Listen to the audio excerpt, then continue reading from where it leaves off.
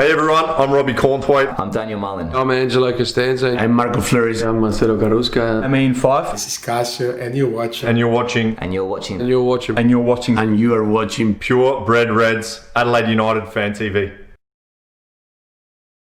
Hello and welcome to the Purebred Reds, Adelaide United Fan TV. I'm your host Ellis Gelios. Great to be back doing videos after our hub season ended in the A-League. Obviously it didn't end the way we would have liked it to have ended, just narrowly missing out on the finals, but it's a new dawn for the club and I'm sure for the league as well. And it's really good to be here today, not discussing anything to do with all the doom and gloom talk at the moment, lack of CBA being agreed between the players and the clubs, etc, etc. Lovely to be just talking about something exciting, and there's nothing more exciting right now than Adelaide United's new kit manufacturer, which was officially news today that it will be Chinese manufacturer UCAN. Now, just before I unpack the new kit, I just want to provide some context and what I believe UCAN are mirroring, the same kind of model, which is that of Warrior Sports all the way back in 2011 with Liverpool. Now, if you're not familiar with it,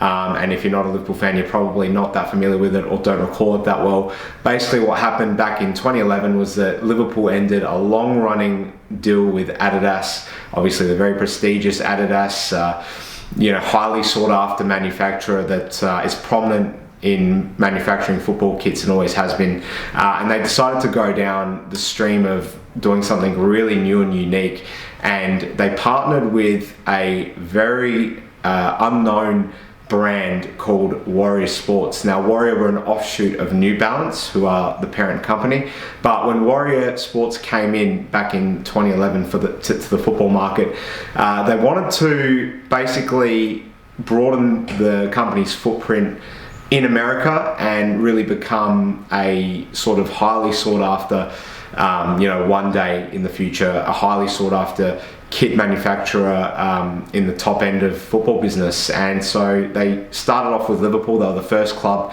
and they basically went for a real new look kit. The first ever Warrior kit with Liverpool, it was they went back to the Liverbird, so they changed up the logo, and they went for a real fresh look.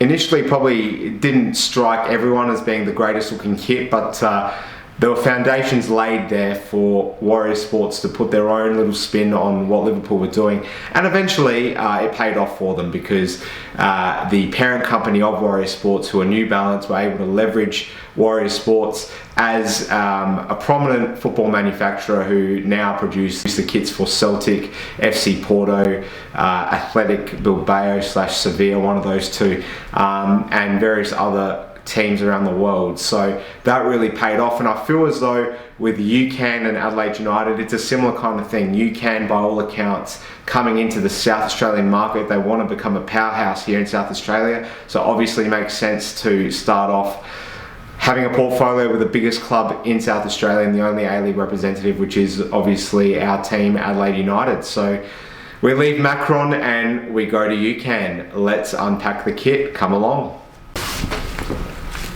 So here we have it, the new kit by UCAN. Lovely stuff. Going to the back, very slick design. I'm a real fan, I've got to say. They haven't missed here at all, UCAN. So let's discuss it.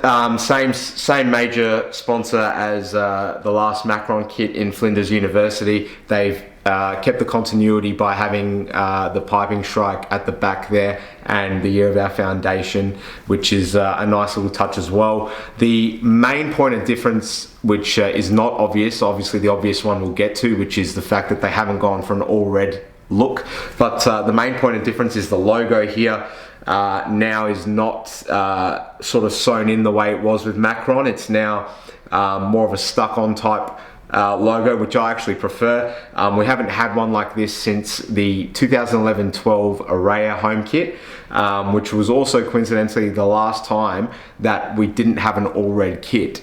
So under Kappa and Macron, they've always gone for that sort of all red look, adding in a tiny few little twists here and there with playing with the SA colours, but it's always been an all red kit. Now I think that you know, even though it's a point of conjecture having the blue sleeves here, I think UCAN have done the right thing, because to be honest, when you first come into the market and you're not a reputable brand or that well known with football fans, people are going to judge pretty quickly, and they're going to want to see that, you know, you've got some stuff to improve on.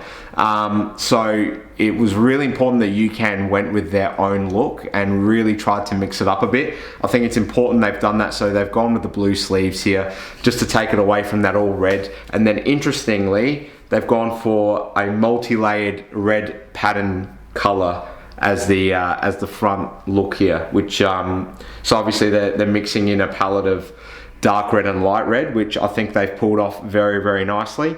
You've got a little more than football slogan that they've placed here, just right at the bottom of the kit, which is an interesting touch.